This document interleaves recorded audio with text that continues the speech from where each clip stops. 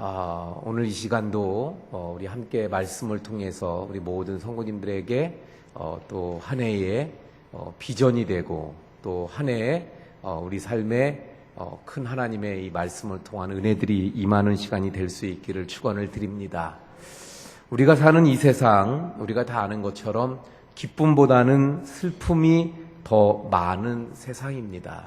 그래서 우리가 사는 이 세상은 즐거움보다 고통이 또 괴로움이 더 많고 한숨, 탄식, 그리고 여러 가지 어려움이 늘 우리 속에 많이 있는 것을 보게 됩니다.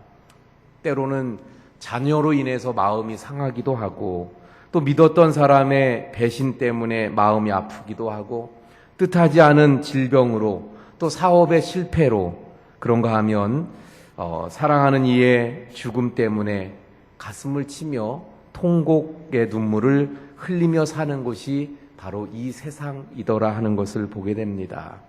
이렇게 저와 여러분들이 사는 이 세상은 눈물, 고통, 괴로움, 또 한숨, 탄식이 떠나지 않는 세상입니다. 그런데 이런 세상 속에 사는 우리에게 주님은 뭐라고 말씀하냐면 축제와 같은, 잔치와 같은 삶을 살라고 말씀하십니다.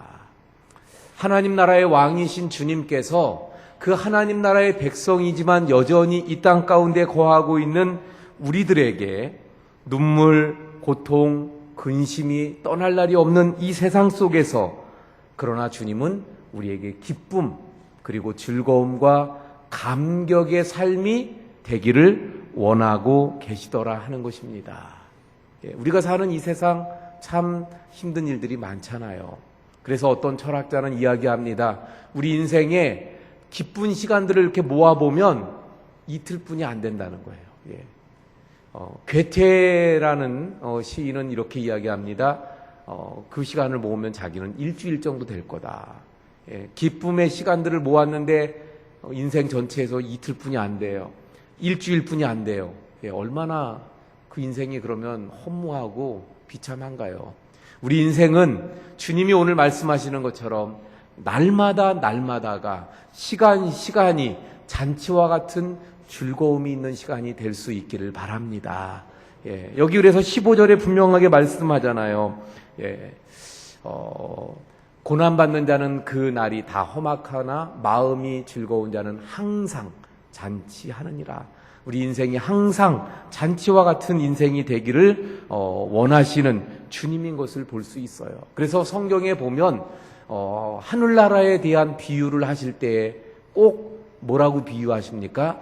잔치에 비유해 주시는 것을 볼 수가 있어요. 그래서 예수님의 비유의 말씀 속에 보면 하늘나라에 대해서 마치 어떤 왕이 또는 어떤 부자가 잔치를 배설하고 사람들을 잔치에 초대하는 것과 같다는 말씀들을 하잖아요. 요한계시록에 보면 저 하늘에서 천국 잔치가 이루어지는데 어린 양 혼인잔치와 같다고 말씀하시는 것을 보게 됩니다. 바로 우리의 삶이 그러므로 이런 잔치와 같은 삶이 이 땅에서도 누리고 뿐만 아니라 저 천국은 바로 늘 잔치와 같은 늘 기쁨이 넘치는 장소인 줄로 믿습니다. 자, 그렇다고 한다면 우리의 삶이 또 우리의 가정이 그리고 우리 교회가 올 한 해 이제 시작되었는데 올 한 해 2017년도가 이런 잔치하는 것과 같은 기쁨의 시간들, 즐거움이 넘치는 그런 장소, 그런 생활들이 되어야 할 텐데 어떻게 하면 그러면 항상 잔치하는 삶이 될 수 있을까? 오늘 본문을 통해서 함께 살펴봅니다. 첫 번째는요, 마음이 즐거워야 한다고 15절에 말씀하고 있잖아요. 마음이 즐거워야 항상 잔치하는 삶을 살아갈 수 있더라 하는 것입니다.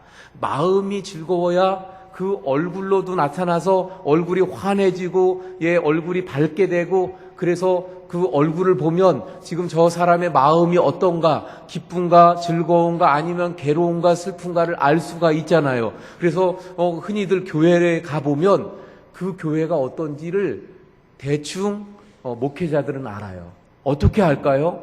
예, 그 성도님들의 얼굴을 보면, 분위기를 보면 알 수 있는 거예요. 예, 감사한 것은 어제 우리 원주교회 다녀가신 많은 그 목사님들이 보시고는 우리 원주교회가 분위기가 너무 좋다는 거예요. 예, 그분들이 뭘 보고 분위기가 좋은지 아닌지 알겠습니까? 예, 바로 마음의 즐거움이 얼굴로 나타나기 때문에 그런 거죠. 예, 그래서 또 그런 이야기도 있어요. 어떤 그 교통 순경에게 어떤 사람이 묻습니다. 제가 급하게 볼일을 보러 나왔다가 교회에 가서 예배 드려야 되는데 예배 드릴 그 교회를 찾고 있습니다 하고 교통순경에게 물었더니 어떤 교회를 이렇게 가르쳐 주면서 그 교회를 가라는 거예요. 나중에 이분이 그 교회 가서 예배 드리고 나오면서 이제 가다가 또 만났어요. 아까 가다가 보니까 중간에 교회들이 더 있었어요. 다른 가까운 교회가. 근데 왜 하필 그 교통순경이 그 교회를 가르쳐 줬을까? 그래서 물어봅니다. 왜 그랬냐고. 그랬더니 이 순경이 이렇게 이야기합니다. 다른 건 저는 모르는데 어쨌거나 그 교회에 예배드리고 나오는 분들의 얼굴이 늘 환하고 밝아서, 그래서 이왕이면 그 교회 가서 예배드리라고 그렇게 가르쳐 드렸었다, 이렇게 이야기했다는 겁니다. 마음이 즐거워야 그 다음에 무엇인가 즐거움들이 이어지게 되겠죠. 그런데 이 마음의 즐거움은 어디에서 올까요? 우리에게 있어서 이 마음의 즐거움을 빼앗기는, 그 마음의 즐거움이 없는 이유가 무엇일까? 그 근원을 파고 들어가면요, 제일 근원의 뿌리가 무엇인가 하면 바로 죄에 있더라는 겁니다. 죄 때문에 결국 우리 인생에 있는 이런 여러 가지 처음에 말씀드렸던 그런 괴로움과 슬픔과 한숨과 탄식이, 불안이 어디에서부터 왔습니까? 바로 죄로부터 시작되었잖아요. 본래 하나님께서 우리 인생을 하나님의 형상대로 지으셨을 때 우리 인간이 본래 그렇게 괴롭고 탄식하고 슬퍼하고 어렵고 이렇게 만드신 게 아니지 않습니까? 어디서부터 시작됐나요? 바로 죄로부터. 이런 근심이, 두려움이, 불안이, 그리고 슬픔이, 바로 질병이, 불행이 바로 죄로부터 시작된 것을 보게 되어집니다. 그래서 죄는 언제나 하나님과 우리의 관계를 무너뜨리는 거예요. 죄는 언제나 하나님이 주시는 그 기쁨을 빼앗아 갑니다. 예, 그래서 우리로 하여금 어떤 그런 즐거움, 기쁨을 누리지 못하게 하는 거예요. 여러분, 예수님을 믿는데, 신앙생활을 하는데, 그러면 어떻게 됩니까? 이 기쁨이 회복되어서 그걸 누리면서 유지하면서 살아가야 되는 거예요. 그런데 신앙생활을 하면서도 기쁨이 없고 즐거움이 없는 분들이 많아요. 그러면 왜 그럴까요? 결국은 좀 전에 말씀드린 대로 그 근원되는 뿌리가 뽑혀지지 않았기 때문이에요. 아니면 그것을 해결하지 못했기 때문입니다. 예. 그래서 좀 전에 말씀드린 것처럼 죄는 하나님과 우리의 관계를 멀게 하고 그리고 기쁨을 빼앗아 가는데, 그래서 우리 속에 있는 이 죄의 문제를 해결해야 되더라는 거예요. 마치 생선을 먹다가 가시가 목에 걸렸다. 그럼 어떻게 해야 되나요? 어떤가요? 목에 가시가 걸리면 얼마나 그 고통스럽습니까? 이렇게 저는 조그만 가시들이 이렇게 걸려본 적은 있어요. 그러면 뭐 어떻게 하다 이렇게 넘어가고 해결돼서, 그런데 그때 잠깐 그럴 때도 얼마나 그게 괴롭고 고통스러운데, 만약에 그 좀 더 커서 이게 잘 안 넘어가고 그냥 박혀 있는 가시가 있다 그러면 얼마나 고통스럽겠습니까? 전에 그래서 이 가시 이렇게 목에 걸렸던 그런 저는 아니고 그 경험이 있는데, 한 번은 우리 성도님 집사님네 애가 집에 놀러 왔다가 저녁을 먹게 된 거예요. 그래서 손님이 왔으니까 그래도 뭔가 좀 해줘야 된다고 고기 생선을 구워가지고 그래서 내놔서 같이 밥을 먹었어요. 아주 맛있게 잘 먹더라고요. 한 초등학교 5학년인가 6학년쯤 됐던 것 같은데, 근데 먹고 나서 하는 말이 가시가 목에 걸린 것 같으대요. 이거 남의 집 애가 우리 집에 와서 밥 먹고 목에 가시가 걸렸으니 이게 얼마나 부담스러워요. 후레쉬 갖고 막 이렇게 비쳤는데 저 안에 가시가 보여요. 근데 좀 애매한 게 이렇게 뺄 수 있을 것 같기도 하면서도 아닐 것도 같고, 그러니까 남의 집에 마음대로 못 하겠고 그래서 밤이니까 병원은 막 다 문 닫았는데 알아보니까 24시간 하는 그런 병원이 있더라고요. 어디라고 하면 안 가실까봐 말씀 못 드리고 그리고 갔어요. 그래서 여차여차해서 왔습니다. 근데 이분이 그러는 거예요. 나는 그쪽 전문이 아니기 때문에 안 된대요. 제가 볼 땐 이렇게 보면 보이는데 그냥 핀셋으로 뽑아주면 되는데 뭐 하려면은 마취를 해야 되고 뭐가 어쩌고 저쩌고 그래서 안 된대요. 우리 병원에서 못 한대요. 한참 실갱이 있어요. 막 아니 이거 그냥 빼주시면 안 되냐고. 아 절대로 안 된대. 뭐 자기 전문하고 다르다는 거예요. 안 된다는 거예요. 결국은 그래서 기독병원을 응급실을 가게 됐어요. 근데 또 막 나오다 보니까 그냥 왔는데 접수를 5만 원을 해야 된대요. 예. 5만 원 접수비가 없어가지고 접수를 못하고 그리고 일단은 들어왔는데 아이고 아무래도 이렇게 하면 될 것 같거든요. 그래서 안 되겠어갖고 집에 들어와서 다시 프레시로 얼굴 목을 비추면서 핀셋 같은 거를 가져다가 이렇게 뽑으니까 어때요? 그냥 뽑았죠. 예. 제가 뭐 어떤 의사보다 낫더라고요. 예. 근데 그게 얼마나 고통스럽고 힘들었겠어요. 예. 이 가시 경험, 그러니까 한 번 더 말씀드리면 오늘 말씀과 전혀 상관없는 자꾸 가시 얘기만 하는데 한 번은 우리 장로님들하고 같이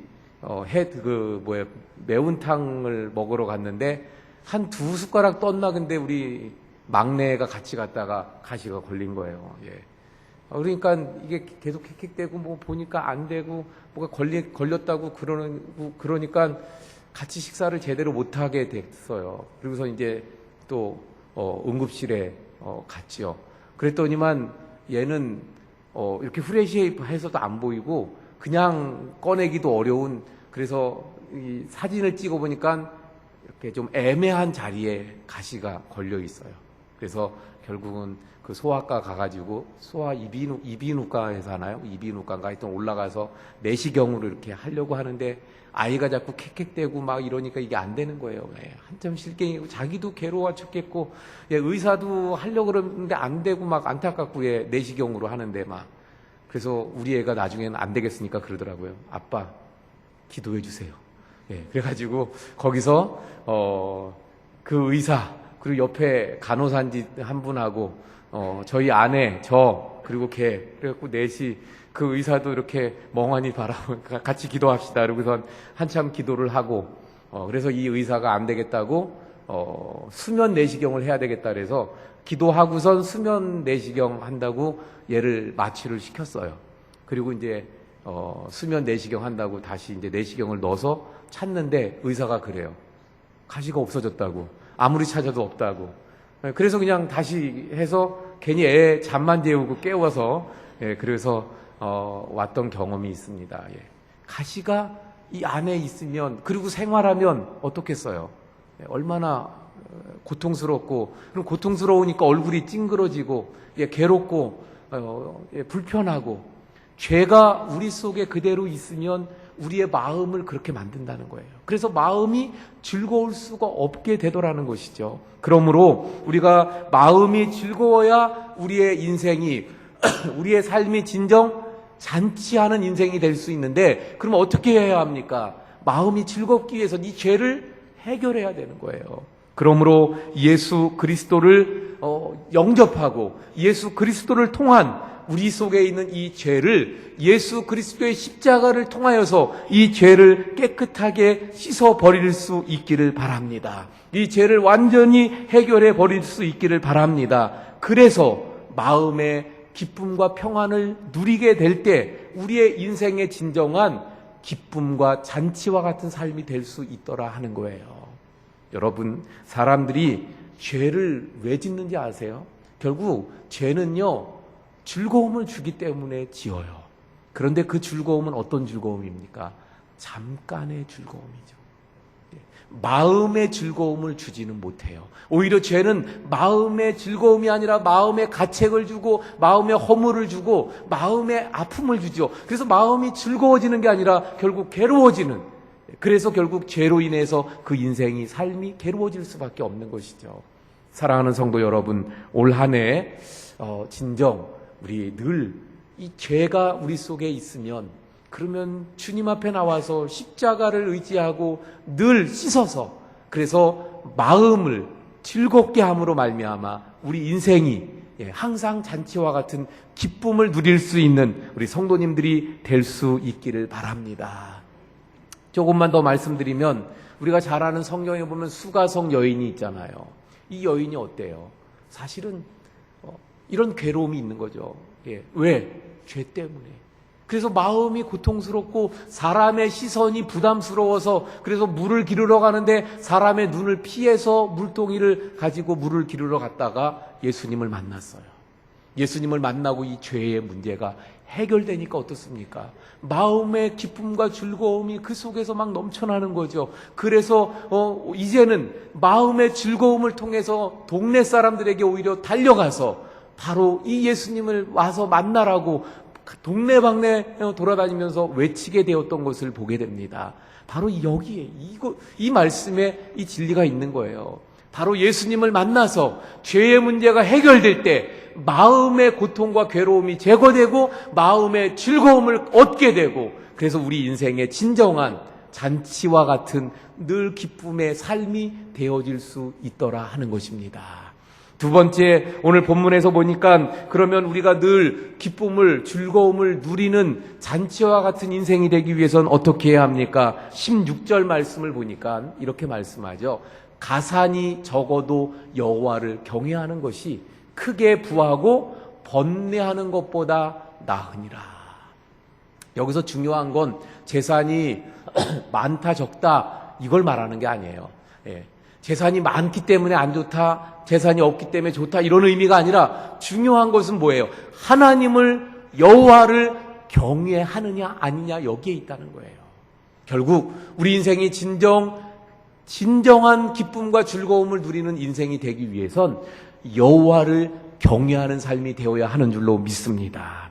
그러면 여호와를 경외한다는 것은 무엇을 말하는 것입니까? 여호와를 경외한다는 것, 쉽게 말하면 이런 얘기예요. 하나님을 의식하고 산다는 것입니다. 지금 내가 여기 있어도 하나님이 눈에 보이지 않아도 그래도 지금 하나님이 여기 앞에 계시다는 거예요. 지금 내 옆에서 나를 지켜보고 있다는 의식을 가지고 생활 속에서 살아가는 것이 바로 여호와를 경외하는 삶이 되어지는 것입니다.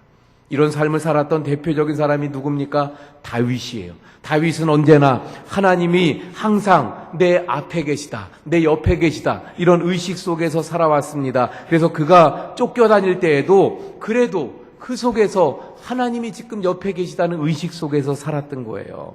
그래서 시편 16편 8절 9절에 보면 이렇게 말씀합니다. 시편 16편 8절, 내가 여호와를 항상 내 앞에 모심이요. 항상 여호와를 내 앞에 모셨다. 그가 나의 오른쪽에 계시다. 이게 뭐예요? 늘 하나님이 내 앞에 옆에 늘 나와 같이 계시다, 나를 지켜보신다, 이런 의식 속에 살았던 거예요. 그래서 하나님이 내 옆에 계시기 때문에 내가 흔들리지 않는다. 그래서 9절에 넘어가서 뭐라고 말씀합니까? 이러므로 나의 마음이 기쁘고 나의 영도 즐거워하며 내 육체도 안전히 산다. 내 영도, 내 마음도 기쁘고 영도 즐겁고. 그러니까 결국 하나님이 내 옆에 계시고 내 앞에 계시고 이런 의식 속에서 살아갈 때 내 삶의 기쁨과 즐거움을 회복하고 누릴 수 있음을 분명하게 말씀하고 있습니다. 요셉도 이와 같은 삶을 살았던 것을 우리가 분명히 알잖아요. 요셉이 노예로, 형들의 배신에 의해서 노예로 그만 팔려가고 말았어요. 그 노예 생활을 할 때 유혹의 손이 뻗쳐옵니다. 그때 그가 뭐라고 이야기합니까? 하나님이 지금 나를 보고 계신데 내가 어찌 하나님의 목전에서 죄를 범하리요. 그리고 그 죄의 유혹을 뿌리치게 되는 거예요. 바로 이 하나님을 경외하는, 하나님이 지금 내 곁에 계시다, 나를 지켜보고 계신다, 나와 함께 하신다는 의식이 그 속에 분명히 있었다는 거예요. 형들이 배신하고 또 내가 노예로 팔려왔는데 하나님이 계시다면 어떻게 나에게 이런 일이 일어날 수 있는가? 그리고 하나님을 불평하고 원망하지 않고 여전히 그 속에서도 노예로 팔려갔음에도 불구하고 하나님이 내 옆에 계시다는 의식 속에서 어떻게 하나님 목전에서 죄를 짓겠느냐는 그런 의식 속에서 그가 그 유혹을 뿌리쳤던 것을 보게 되어집니다. 본래 하나님께서 우리 인간을 지으신 목적이 어디 있어요? 여호와를 찬양하며 경배하도록 하기 위함이잖아요. 그래서 우리 인생은 하나님을 경배할 때, 하나님께 영광 돌릴 때, 그 안에서 하나님을 경외할 때 그 안에서 참된 기쁨과 만족을 누리게 되어져 있습니다. 그래서 사실 우리가 늘 이 기쁨을 누리기 위해선 이 부분이 또 하나 중요한 거예요.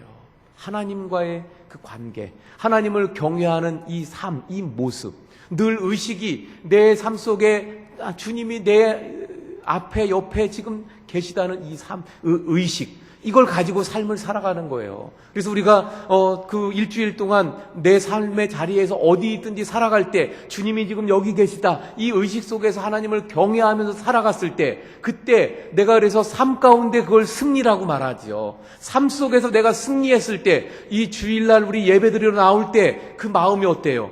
기쁨이 있는 거예요. 즐거움이 있는 거예요. 왜? 내가 승리했으니까. 승리하고 돌아오는 그 개선, 그 장군처럼 승리의 기쁨을 가지고 돌아와. 그래서 여기서 예배 드릴 수 있는 거예요. 그때 이 예배가 더 기쁘고 우리의 모임이 즐거워지고 그래서 기쁨과 즐거움이 넘치게 되는 거예요.